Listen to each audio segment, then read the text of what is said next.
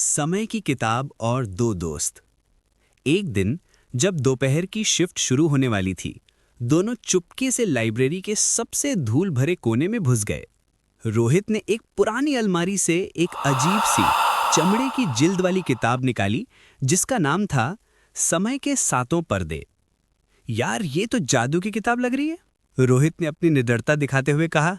चल इसके पन्ने फाड़कर हवाई जहाज बनाते हैं। रुको रोहित, विनय ने अपनी स्मार्टनेस दिखाते हुए किताब छीन ली। इसका डिजाइन देखो और इस पर लिखी सिंबल्स, मुझे लगता है ये कोई साधारण किताब नहीं है। जैसे ही विनय ने किताब का पहला पन्ना पलटा, एक तेज हरी रोशनी पूरे कमरे में फैल गई। इससे पहले कि दोनों कुछ समझ पाते, उन्हें लगा जैसे उनका पेट किसी रोलर कोस्टर की तरह ऊपर नीचे हो रहा है।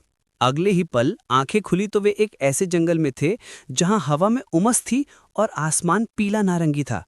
उनके ऊपर से गुजरते एक विशालकाय उड़ने वाले जीव टेरोडैक्टिल की परछाई ने रोहित को भी एक पल के लिए हिला दिया। अरे ये तो हम डायनासोर की एज में आ गए, विनय घबरा कर बोला, जबकि उसकी आंखें चारों ओर की हरियाली को स्कैन कर रही थीं। रोहित ने अपने डर को दबाते हुए अपने साहसी अंदाज में बोला, शांत हो विनय, डरना नहीं, मैं हूं ना, ये तो कमाल का एडवेंचर है। रोहित के उत्साह के बीच विनय ने महसूस किया कि उनके पास वो समय की किताब नहीं है। रोहित, किताब कहाँ है? विनय ने लगभग चिल्लाते हुए पूछा। रोहित ने अपने खाली हाथ देखे। अरे, शायद जब वो हवा चली थी तो मेरे हाथ से छूट गई। विनय ने माथा पीट लिया। तुम्हें पता है हम वापस कैसे जाएंगे? अब तुम्हारी निडरता काम नहीं आएगी, हमें अपनी स्मार्टनेस यूज करनी होगी। दोनों ने किताब ढूंढना शुरू किया। अचानक उन्हें जमीन पर एक विशालकाय 3 उंगलियों वाला पंजा दिखाई दिया। रोहित, पीछे हटो, विनय ने फुसफुसाते हुए कहा। ये टीरेक्स के पैरों के निशान हैं, हमें जरा स्मार्टली छिपना होगा। छिपना क्या विनय, मैं तो सोच रहा था कि इसे हाई फाइव देकर पूछूं कि उसने मेरी किताब देखी है क्या, रोहित ने मजाक में कहा। पर विनय की घबराई हुई आंखें देखकर वो भी एक बड़े फर्न के पत्तों के पीछे दुबक गया। तभी उन्हें कुछ दूरी पर एक छोटा चमकीला वस्तु दिखाई दिया।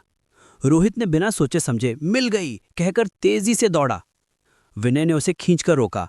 रुक जाओ मेरे बहादुर दोस्त, उसने अपने कान में फुसफुसाया। इतना चमक रहा है मतलब वो किसी डायनासोर का खिलौना नहीं हो सकता, शायद वो किताब किसी नन्हे डायनासोर के पास हो। वे दोनों धीरे धीरे आगे बढ़े और देखा कि एक छोटा प्यारा सा लेकिन बहुत भूखा दिखने वाला कॉम्सोगेनेथस उस किताब के कवर को चबाने की कोशिश कर रहा है। ओ, ये तो हमारी समय की किताब का डिनर बना रहा है, रोहित हंसते हुए बोला। विनय ने दिमाग लगाया। रोहित, तुम्हारी निडरता को काम में लाओ, मैं इसे एक तरफ डिस्ट्रैक्ट करता हूं और तुम फुर्ती से किताब उठाओ। विनय ने एक दूर रखे फल को जोर से जमीन पर फेंका।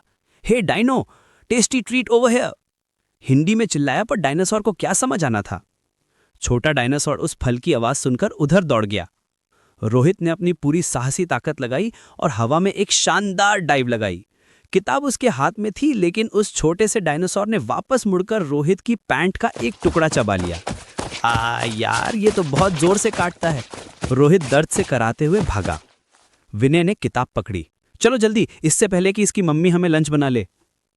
किताब मिलते ही विनय ने तुरंत उसके पहले पन्ने को पलटा।